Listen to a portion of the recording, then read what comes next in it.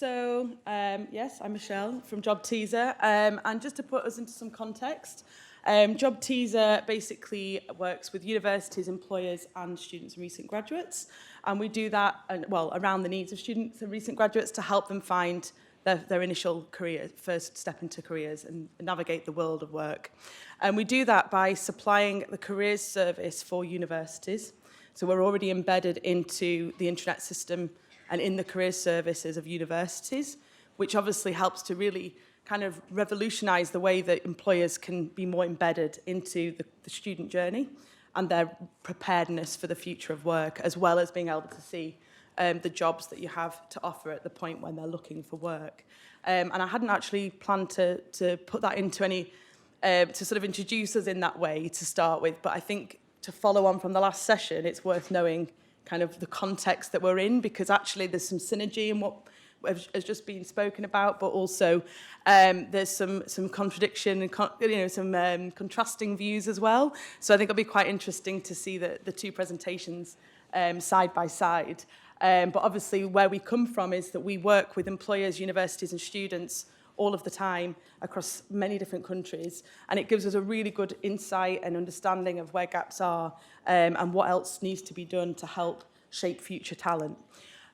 So without further ado, I'll go ahead. So it's thought that about 24% of the global workforce will be made up of Generation Z by the end of this year. And it's not going to be long before this generation really dominates the workplace.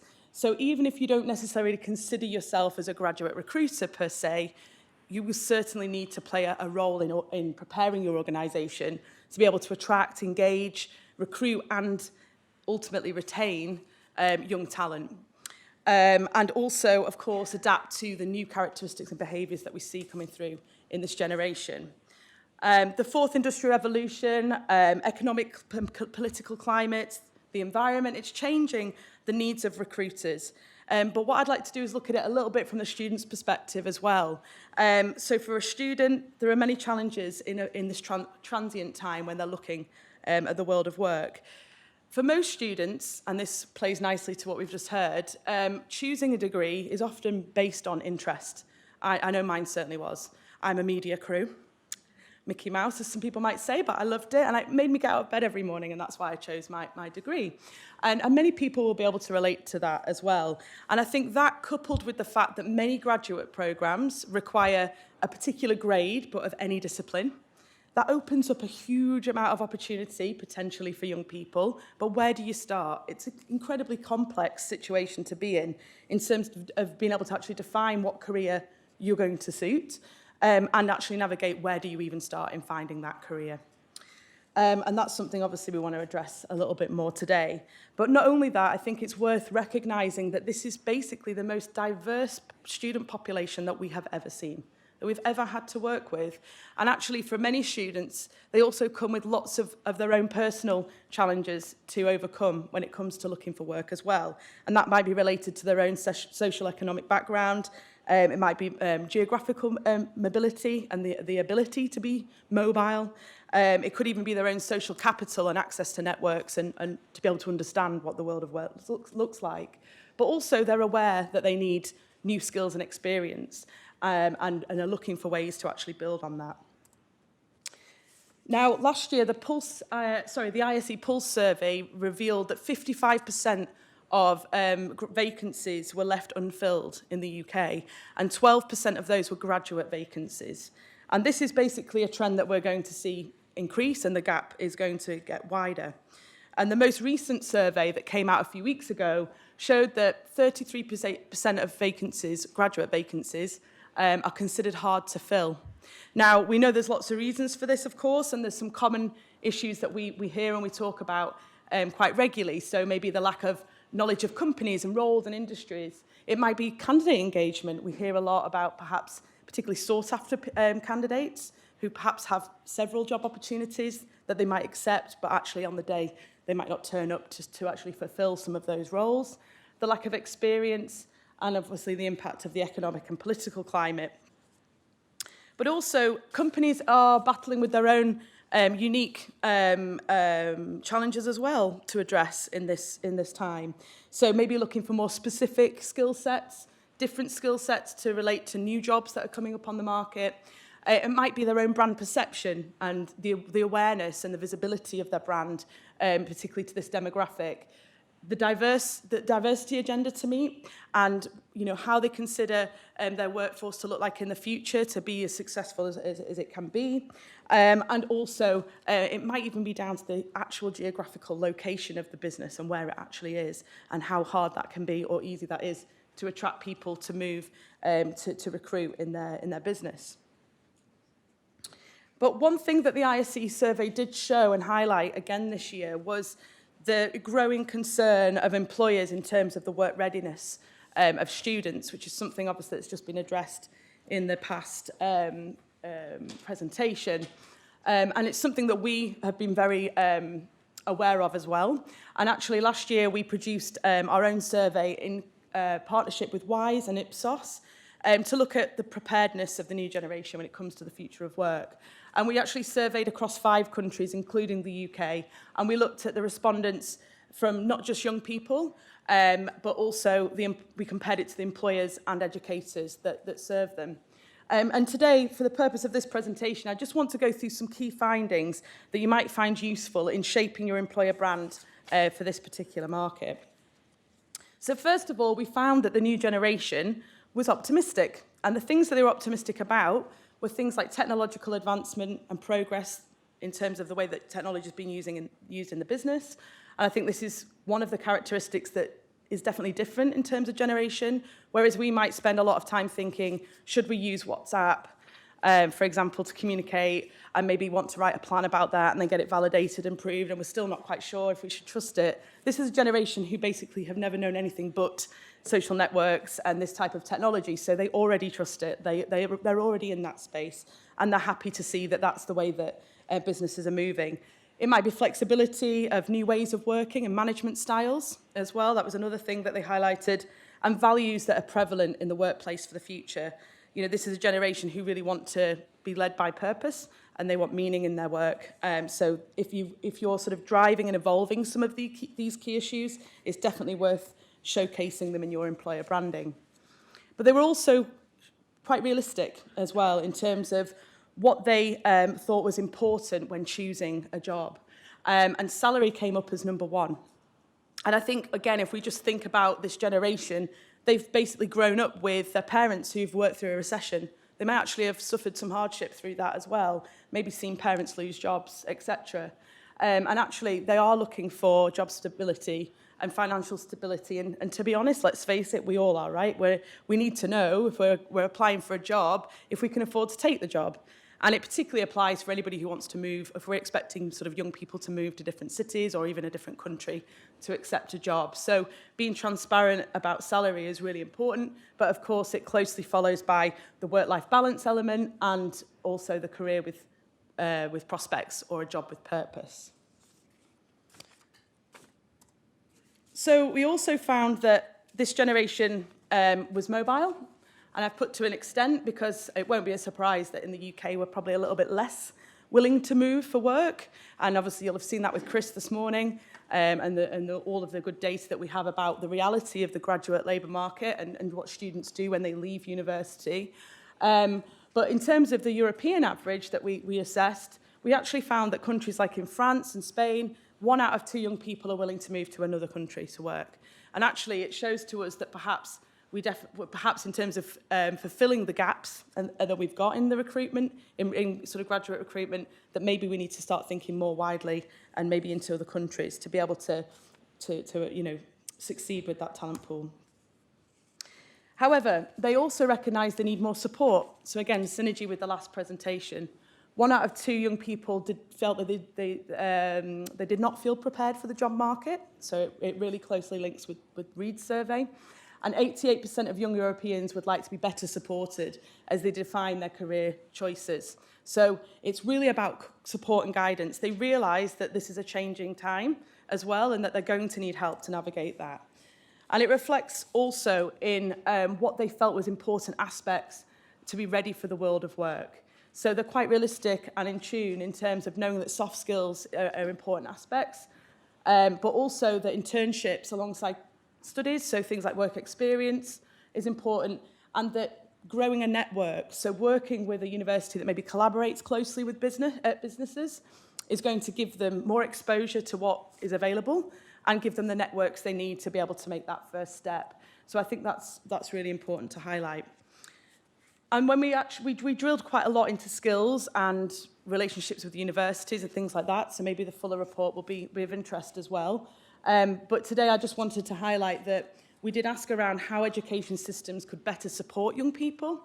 And they came up, the three things that came up top were work experience, and actually across all stakeholders that was pretty much the same. Capacity to understand job market trends, and career counselling, so more guidance, more help. But I think one thing that's certainly clear with that is that all of these things involve employers. And actually, universities can't do that on their own. It is a collaborative relationship that's required to make that happen. So how can you shape your brand to ensure you attract the right young talent? Well, I've put together three different areas that I think are really important to sort of consider, and some of the new strategies that are being adopted to prepare for the future. So first of all is about improving visibility. So being able to create more understanding with young people about who you are. And this is really relevant because I think at the moment, the way that young people tend to explore jobs at this stage tend to be through a job ad. And to be honest with you could argue that that's too late. Because at the point of getting a job advert, we found in a past study, about 80% of young people who look at a job advert will then go away and research things like culture and that kind of thing. But at that point, they're looking for work and they haven't got the ability to then think, oh, how do I now prepare? Because now I can see they want all of these things, they want this experience, they want these skill sets, but actually, I'm not ready. So they're not going to be work ready if they're looking at a job advert when they're leaving university and using that as a way to explore the career opportunities they've got. So being seen earlier in the process is absolutely vital. And that will also help for you to be able to put out your employer branding, be able to talk about things like values, purpose, and actually help them to identify what's going to fit. And of course, allow them to stay abreast of job market trends. So I've got an example here of VF Corporation, who we've been working with in the last sort of 6 to 9 months. They came to us with basically a real issue around brand perception and a lack of awareness of their brand, even though they're a huge multinational kind of retail group. And they also had an issue with recruiting to one of their geographical locations in Luxembourg. And what we worked on was creating this amazing sort of company profile that can be explored within the university setting, online, whenever the students want to sort of explore that, whether it's in year 1, 2, 3, 4, to really sort of put across what that company is all about, their values, their culture, their mission, what kind of jobs exist. They can also share events and resources that can help that support and guidance that young people need. And you'll see on here, VF Corporation, if you're not already aware of them, they're behind some pretty cool brands that would resonate pretty well to this generation, like Vans, Timberland, the North Face. And you'll also notice as well that it's not too text heavy too. There's lots of imagery and videos to help get the message to resonate with this generation and get their message across. So the second area is really around widening your talent pool. So I've talked a little bit already about potential geographical locations, so looking outside of the UK, for example, to bring talent in. But I think also it's about extending your reach within universities as well. So what we find is, or the stats are, that companies tend to deal with about 20 universities. And actually, for a lot of companies, they'll be dealing with the same 20 universities. So actually, the talent pool, when you look at it from that perspective, is quite small and quite narrow. So actually, how can we be looking at what kind of talent we need, the skills, the experience, the attributes, and then sort of researching some different universities to see how their cohorts match the talent that you're looking for and widen that net further. I think that's something we would definitely need to work harder on sort of going forward. Again, if we look at geographical location, we had a really good example of the Royal Bank of Canada, who we spoke to at an event, and they were saying they were really struggling with some graduate roles in some of their finance roles, and they were sort of leaving roles unfilled sort of every year. So we kind of convinced them to put it out to a wider region, so some different countries, and they were so surprised with what they got back. They've ended up finding some incredible candidates from a business school in Portugal, a business school they would have said they would never even have considered or thought of in the past. And actually, the courses that they're providing and the types of candidates that are coming out match their requirements really, really well. And now they're asking us, can we work with more Portuguese universities, and how can we work together on actually growing this initiative together? And I think that sort of gives a really good example of what potentially could be achieved. But of course, to do that, we also have to recognise that within our brand, that we also need to understand who we're dealing with, and that students in different countries will be different and will require a different message. They might require you to convey company profile pages, for example, in different languages, and maybe need some different representation to relate to. And then sort of lastly in this area, I think, especially when we think about inclusion and diversity, bringing down barriers is really, really important going forward. So encouraging engagement, interaction can be a great way to do that. To help build confidence for young people, allow them to raise their aspiration, allow them to see different figures within organisations that are like them, and be able to feel that actually I'm capable to do this, and that this is something that I want to explore further. And one thing that seems to be working really well for us at the moment with companies is running unlocked, we call them unlocked videos, but they're actually live webinar sessions where we target a specific demographic that the company wants to look for. And we run a live session, and they can put in their questions, and they can ask and interact with the company live from all around the world, essentially. And that's a really good way to kind of bring down those barriers. And I've got another little example here from P&G, who basically were looking to tackle a kind of gender, tackling gender. They were looking to tackle the fact that they had a bit of an imbalance in gender in specific leadership roles. So they basically put out an event across the JobTeaser network to try and get more female aspiring leaders to come to an event to learn more about what could be involved. And although they did have jobs available, internships and graduate positions through the event, and they were sort of recruiting at that time, they also were very mindful that they wanted to build a pipeline as well. So these are people that they could get into their system and work through, and perhaps keep in contact with for future roles as well. And the results were pretty fantastic, really, with just 658 registrations in a matter of a few weeks. And it kind of leads me to think more about strategy and thinking longer term, and this would be my third point to make. So what we're seeing now is it's not just about thinking about the recruitment of today and thinking I need to fill roles now, but actually having the mindset more about these people might work for us one day. And certainly the companies that we're working with are moving more towards that strategy.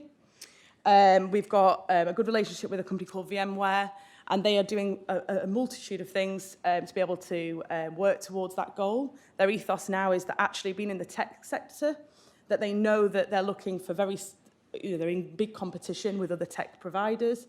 They're looking for the same skill sets, but they also need to develop the same skill sets for the future as well. So there's a few interesting things happening here. They're embedding more in the education system, so in the curriculum. They're actually offering their certification free of charge to universities for students to gain while they're studying, so that they're more employable when they leave, because VMware technology, for example, is used by sort of the top FTSE 100 companies. So it makes them more employable, but also it's in the mindset of that if they've learnt this early, then they will potentially come back to VMware at some point in their career, knowing that careers change and that they're going to maybe have several different experiences in a short amount of time as an entry-level candidate. And they're also working very closely with other organisations in co-opetition. So this is where sort of competition is coming together in collaboration around the same need. So they realise that they've got the same goal, essentially, and they're working much closely together. And I really believe that this is going to filter more through into other industries as well. And I think also it's a really strong thing to consider when you're working with universities in particular regions as well. It might be more scalable and effective to group together with companies, but also with universities, rather than trying to go out to every single company is going out to every single university. And it can be very labour intensive, but perhaps there's more ways that the companies and universities could work better in competition as well. And then really the big thing for me is around support and guidance. You know, I think we've kind of laboured the point a little bit about needing more support in that transition from education into employment, and also making sure that that support isn't just about information, but it's about being transparent, authentic as well, and that's been mentioned, of course, today, because it is so important to set the right expectations of what they can expect from a career or a job earlier on, so that it doesn't have a mismatch later on and cause problems later, and certainly with retention. But transparency and authenticity is definitely something to focus on. And it also helps young people to really reflect on what it is you're looking for. It allows them to self-reflect and think, what have I already got and what do I need and how can I go and get better prepared? And that's very, very important for the place that we're at today. So just a couple of examples of companies who are trying to do more to provide more supportive and guidance kind of resources. And then with JobTeaser, in the company profiles, you can put resources on there for them to look at. So this is VMware again, sort of writing a piece around creating the right sort of graduate CV, drawing on the points that they'd be looking for. And then this is HubSpot, who basically have written a blog all about sort of their sort of 3 entry-level roles that maybe they hadn't or wouldn't have considered before. And again, it just helps with sort of career choices. So my final thoughts to sort of leave you with as well is around activating your ecosystem. I think working in collaboration and in this ecosystem of universities, employers and students and recent graduates has never been more important. And everybody has an ecosystem. It's about how you activate that and how you use it to the best of your ability, essentially. And it's really at the heart of why JobTeaser exists. And I'm just going to leave you with this. So at JobTeaser, we've made it our mission to prepare the new generation to reach their full potential, embrace the future with optimism, and make their mark in the world. And we really believe that together, that's something that we can achieve. So that's my insights today. Thank you for listening.